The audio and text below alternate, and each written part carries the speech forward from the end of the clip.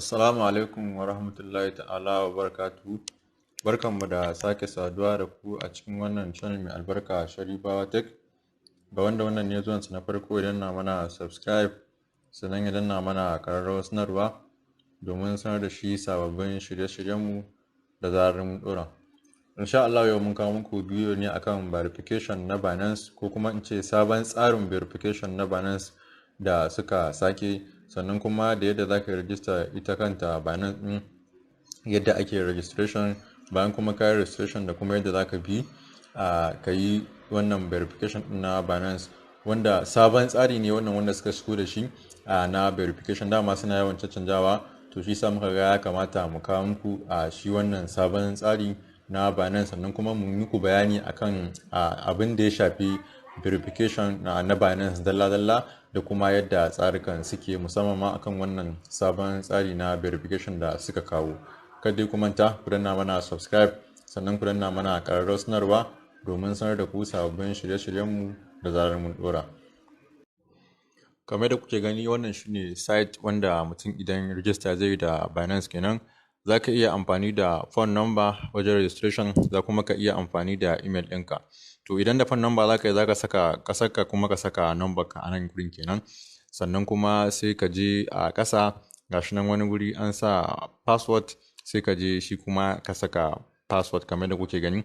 Daga ƙasa nan gurin za ka sa password ɗinka, sai kuma ƙasa za ka sa referral ID ɗinka, wanda za mu ajiye muku link a description na referral ID. Idan kuma da email za ka saka email address ɗinka ne, sai kuma ka saka wato password ɗinka daga ƙasa wanda za ka yi amfani da shi a Binance.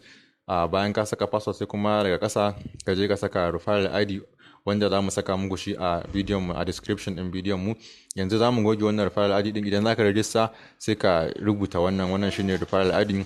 Ga wajen tick nan, sai ka yi clicking akan tick, sai ka danna create account. Shikenan ka yi register da Binance kamar da kuke gani. Idan ka saka abubuwan da za ka saka, sai ka sa continue create account, to zai kawo ka nan gurin security verification. Abin da za ka yi a nan, ga wata 'yar kibiya nan, sai ka ja ta ka ɗora a kan wannan ɗan box ɗin kamar da kuke gani. Ka saita, sai ka ɗora daidai da daidai yadda zai hau. Kana ɗora sai ka saka, zai yi loading, sai ya buɗe maka, sai ya kawo ka nan. To email ɗin da ka saka lokacin da ka register, za su tura maka email verification zuwa shi wannan email ɗin, ma'ana za su tura maka 6-digit verification code, wanda yanzu za ka koma email ɗinka ne, sai ka je ka ɗauko shi wannan 6-digit code ɗin da suka tura maka a email ɗin da ka sa lokacin da ka yi register. To gashi nan kamar da kuke gani, mun shigo email ɗin da muka saka, wanda yanzu sun turo mana shi wannan code na verification, gashi nan guda 6. To sai ka kwafe su, sai ka je ka saka su a wajen yan box nan da suka baka. Yanzu mun kwafa, to yanzu za mu koma cikin Binance ɗin, sai mu saka su a cikin wannan box ɗin. Gashi nan mun saka, zai yi loading ne, sai kawai ya yi success, ya ci gaba da tafiya. To zai kawo mu nan, wannan shine Binance. Kamar da kuke gani, mun yi register kenan. To wannan shine yadda ake register da Binance. Sai kuma verification, daga sama ga wani dan alamar kamar profile nan, to nan zaka danna, sai ka janyo, sai ka sako ƙasa, za ga an sa maka identity identifications, sai ka danna akai identification, sai ka danna akai. Idan ka danna, zai yi loading, zai kawo ka nan gurin personal verification. So wannan shine sabon tsarin verification da su Binance suka canja, wanda insha Allah za mu muku bayani dalla-dalla akan kowanne da kuma tsarukan sa. Yanzu zaka danna a sama, ka sa a ƙasarka a Nigeria. Bayan ka danna ka sa a ƙasarka Nigeria, to gashi nan sabon tsarin verification, ga current features, ga verified plus, wanda kun san da ba haka bane. Da verification ma guda ɗaya ake yi, suka zo suka mai da shi akwai basic verification, akwai intermediate verification, sannan kuma akwai advanced verification. To kuma yanzu suka zo da wannan sabon verification din, current features verification, kamar da kuke gani gashi nan yadda bayanin yake. To wannan shine sabon tsarin. So insha Allah za mu muku bayani dalla-dalla akan abin da ya shafi wannan verification din, amma za mu mai da hankali akan abin da ya shafi verified na biyun nan kenan. Gashi nan shine na tsakiya, personal information, government issue ID, facial recognition, da kuma review 10 days. Ma'ana in kai verification na tsakiyar nan, zai kwana 10, sannan sai kuma su duba. Ba ma kaiwa kwana 10 suke duba. In ka gama, sai ka saka start now. Sannan kuma ga shi limitation ɗinsa 50,000 daily za ka iya transaction ko kuma depositing, sannan kuma za ka iya transaction ko withdrawing na 100 BTC daily, sai kuma shi kuma unlimited ne. To shine wannan abin da ya shafi verified, wanda za mu fi mai da hankali akan shi wannan verified na tsakiya kenan, wanda shine yake da mahimmanci. Sai kuma current features, wanda kamar enterprise ne, bara dai shi ma mu shiga mu nuna muku ɗan wasu abubuwa da suka safe shi, wanda shi kamar na kamfani za a ce komai da sauransu. To bara mu shiga, kun gani identity verification enterprise, kamar na kamfani ne ko na wani harkar merchant ko na kasuwanci ne dai shi wannan verification wanda ba dole bane ba, inda trading zaka yi da sauransu to kawai kai na tsakiyar nan ko kuma na gaba verified plus kenan. So shi dai wannan ga yadda yake, enterprise verification ne, shi ma yana da enterprise verified plus. Yanzu dai ba za mu shiga kai tsaye mu dan nuna muku wasu abubuwan daga ciki. In ka shiga zai sama enterprise verification, sai ka danna akan yadda kuke ganin gashi nan. In ka shiga za ka gani za ka sa country da sauransu, za ku ga da su business address da su company register number da sauransu. To ga dai da verification in yake enterprise verification. So wannan ba dole bane ba, bara mu koma bangaren da ya fi muhimmanci muku bayani ko kuma mu nuna muku yadda ake. Yanzu za mu shiga kai tsaye mu sa start verified. To idan ya kawo ka nan gurin kamar da kuke gani gashi nan personal information, za ka sa sunanka ne, first name, dama da sama ka sa nationality, ka sa kasarka kamar da kuke gani mun sa Nigeria. Bayan ka sa first name ɗinka sai ka sa last name ɗinka, ka saka wato ainihin sunanka wanda kake amfani da shi, last name. Bayan ka gama sa last name ɗinka, shi kuma da kasa ga middle name nan kai, sai ka saka shi ma middle name ɗinka da kake amfani da shi. Bayan ka gama sawa sai ka zo ka sa date of birth ɗin da kake amfani da shi, ka tabbatar ka sa date of birth ɗinka correct, wanda kake amfani da shi a jikin katukan ka da kake amfani da su, national ID card ne ko voters card ne ko passport ne, ka tabbatar correct ne. To sai ka saka a nan gurin kamar da kuke gani, sai kai sacin ka dudduba ka saka daidai da date of birth ɗinka a nan gurin kenan. Bayan ka gama sa date of birth ɗinka sai ka danna akan continue. Idan ka danna akan continue zai kai ka sabon wani shafin, zai kai ka personal information, additional information, sai ka saka address ɗinka da kake amfani da shi, wanda ka san kana amfani da shi kuma kana sa shi a cikin katukan da kake amfani da su. Saboda a verify plus akwai bayan da zan yi akan proof of address. To yanzu a nan gurin zaka saka address ɗin da ka san kana amfani da shi za ka saka a nan gurin kamar yadda kuke gani, shi za ka saka address ɗin da ka san kana amfani da shi a nan gurin. Bayan ka gama saka address ɗin da kake amfani da shi, daga ƙasa ga wani gurin an sa postal code da kuma city.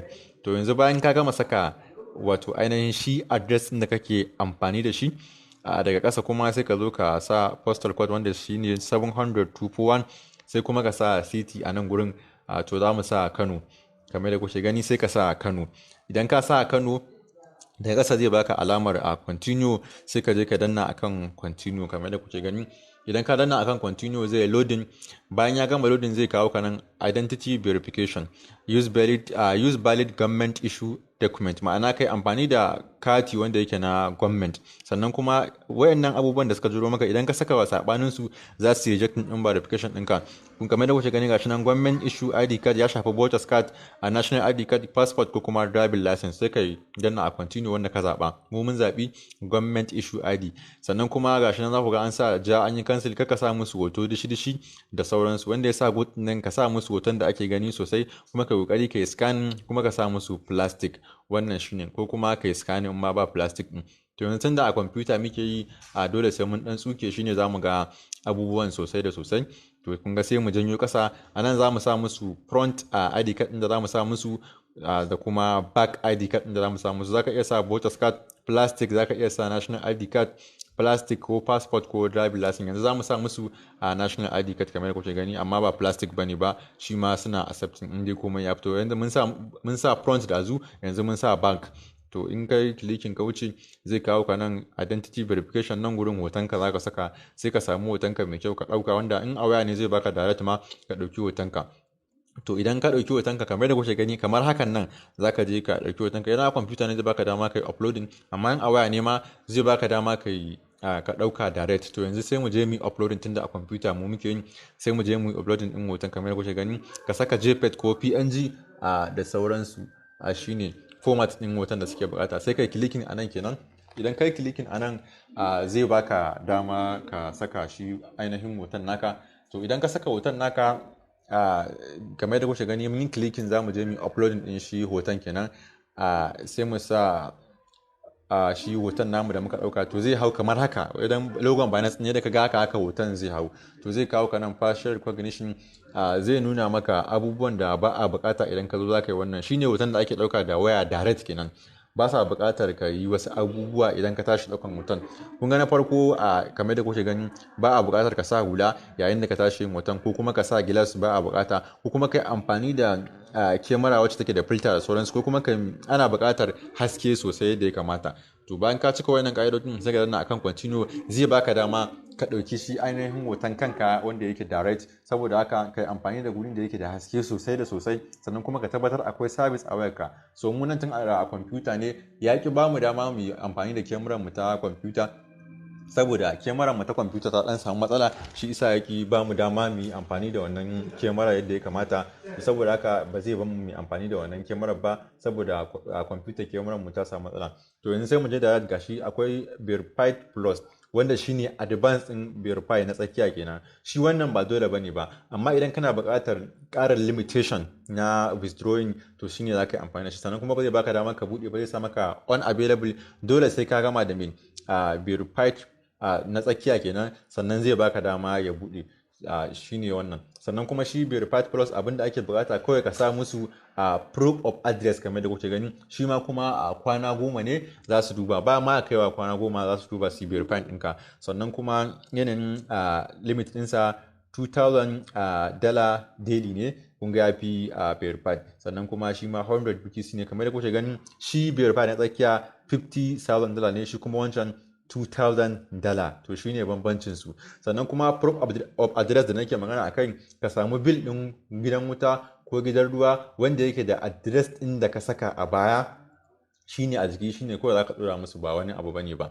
In ka bude a waya gashi nan abin da nuna maka verified da kuma verified plus. Shi verified shine wanda zaka yi amfani da $50,000 kullun. Shi kuma verified plus shine wanda zaka yi amfani, zaka limit din withdraw ɗinka zai kasance $200,000 daily, da kuma 100 BTC. shine kawai bambancin su. Amma ma idan baka buƙatar shi verified plus din, ya ishi ka kai amfani da na ƙasa 50,000 daily kenan na withdrawing.